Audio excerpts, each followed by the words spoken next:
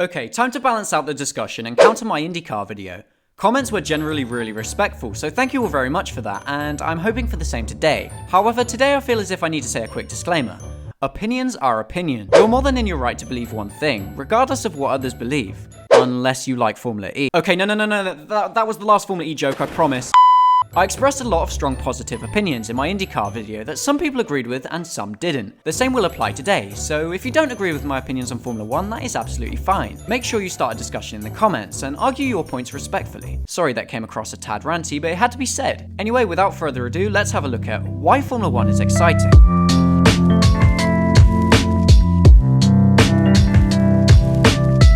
So I've been watching Formula 1 since, well, does birth count? And it seriously is a tradition at this point to watch it week in and week out, unless we are stuck in the off-season.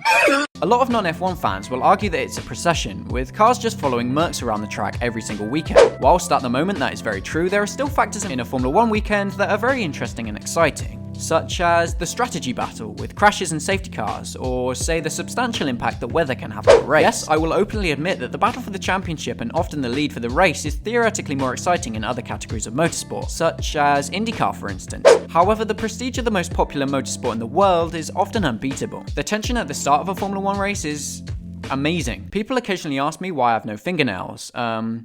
About that. Trying to keep up with the chaos on lap 1 is one of my favourite parts of the week. Watching his cars move all over the track trying to progress forward up the pack. Obviously, this is no different in other motorsports, however, there is something about Formula 1 that is more special to me personally. I think that I speak for the majority of the motorsport community, including the F1 community, when I say that the Mercedes dominance is boring. I have nothing against Mercedes, I actually have an incredible amount of respect for them, however, it is always fantastic seeing multiple teams fighting for a win. That's why races such as Monza and Sakir in 2020 were so good, but more on that later. Formula 1 is the most technologically advanced racing series on the planet, no matter which way you slice it. For me, this instantly makes it worth watching, not even necessarily for the racing, but for the leaps and bounds in technology that we've experienced in the past decade.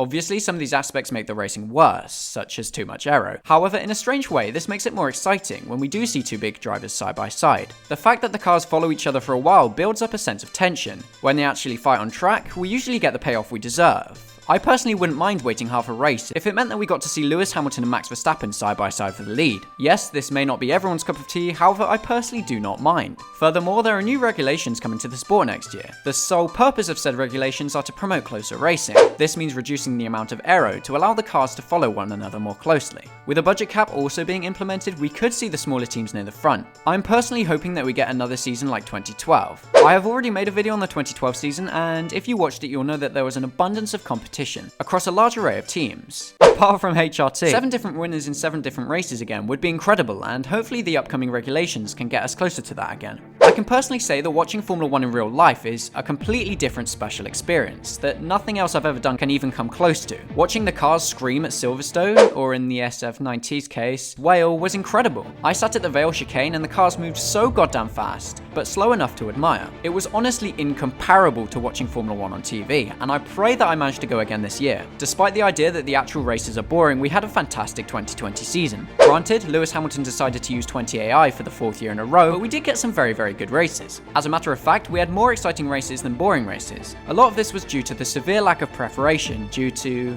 you know, the pandemic. We had a lot of new tracks, such as Mugello, Nürburgring, Portimao, Imola, and Turkey. And if you squint very hard, you could consider the Bahrain outer loop a new track as well, as opposed to just Daytona with right angles. Every single one of those races were spectacular, and I must say I peed a little bit when Imola was confirmed for 2021, and well, ruined a perfectly good pair of boxes when Portimao was announced. The season started late, however the first race would not fail to deliver. For the first round of the season, we saw the F1 circus go to the Red Bull Ring for the Austrian GP. However, contrary to the name of the circuit, this was a day for Red Bull to forget. Max Verstappen's Honda engine was already fed up with the upcoming Mercedes dominance and decided to cut its life short, whilst Albon was, well, dealt with by the Mercedes mafia. Charles Leclerc somehow managed to maneuver a Ciramir RD254 tractor to P2 on the grid, whilst Lando Norris would abuse scenario 7 to finish on the podium, after Hamilton's 5-second time penalty. Other moments of note include Kimi's tyre attempting a pilgrimage to his location of origin, and Kvyat's tyre exploding. The next race was a bit dull, but hey, after an incredible race prior, I did not really mind. Hungary existed, but it probably isn't worth covering. I know that's 2 meh races in a row, but stick with me, because Britain was amazing. Granted, we had to spend about 80% of the race counting down laps and taking coffee breaks. However, the chaos first started when Daniel Kvyat's left rear tyre gave way. Again, this time propelling him into the Armco barriers at Maggots and Beckett's. This was the first example of the Pirelli rubber reverting back to 2011 life expectancy, because there was far more to come. Bottas, Sainz and Hamilton would all suffer from severe delamination, to the point where I'm convinced that there was a Tuscan Raider sniping from the side of the track. Bottas and Sainz's tyres blew earlier than Hamilton's, forcing them to pit. Lewis's, on the other hand, blew on the final lap, allowing him to drag his car to the finish and still get P1. It is ironic that this is the only time I didn't hear him say, "Bono, the tyres are gone!" The 70th anniversary GP was average, but the fact that Verstappen won instantly made it better for the majority of fans, for some unknown reason. A few more average races later, and we have the Italian GP at Monza, which again was very, very average. Wait,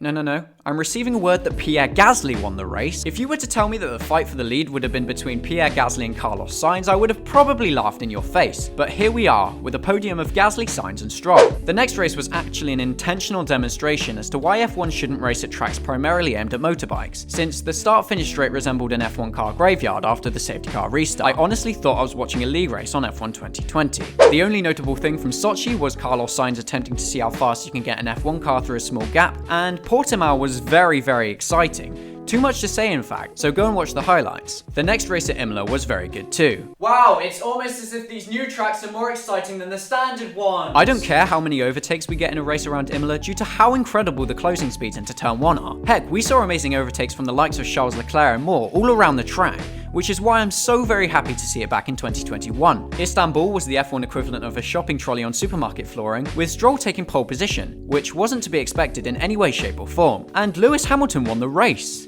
which wasn't to be expected in any way, shape or form. Hamilton won the race against all odds, muscling what looked to be a cross-channel ferry to P1. Oh yeah, he kind of won his 7th World Championship as well. I just thought that was a minor detail worth mentioning. Skipping Bahrain for obvious reasons brings us to Sakir, where Hamilton got the no-no virus, promoting George Russell into his seat, which was a horror show but gave Perez his first win, which somehow Will Buxton predicted. Checo could be on for a win. The 2020 season was fantastic and better than the previous few seasons. I'm completely aware that the racing in Formula 1 isn't necessarily as close as other categories. However, for me, it is still exciting. Therefore, my conclusion is that Formula 1 may not be everyone's favourite. However, true fans are always going to be invested. Yes, there should be way more wheel-to-wheel action at the top tier of motorsport. However, there are lots of amazing aspects that the sport gets very right. Kind regards, DylJG. Anyway, as always, they are just my opinions. Please let me know yours in the comments below. Also, go and follow my Instagram for pictures of me and my cat, and because I want 1K. If you enjoyed this video enough to watch more, please subscribe to this channel, and if you do so, I will see you all in the next video. But until then, take care, and thank you very much for watching.